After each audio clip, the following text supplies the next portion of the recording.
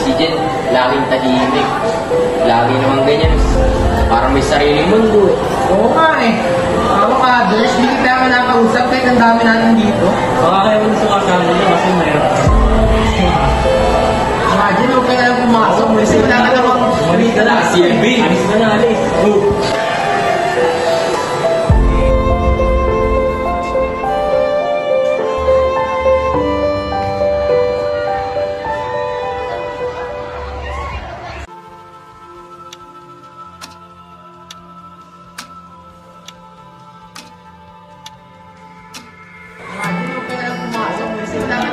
Malita na, si Elvin.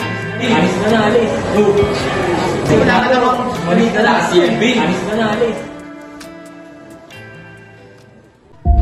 Tama na. Bakit ka lang palagi? Pagod na ako sa buhay ko. Gusto ko na lang mawala.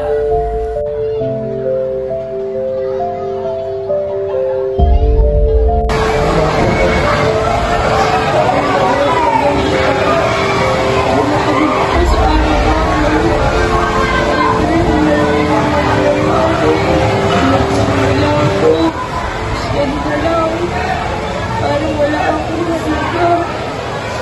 Jen, ang nararamdaman mo ay totoo at mahalaga. Hindi ka dapat mag-isa sa situation nito.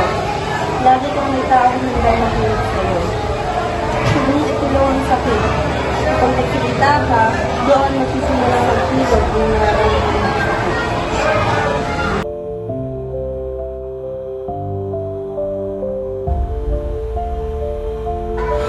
Hindi lahat ng ngiti ay tanda ng saya.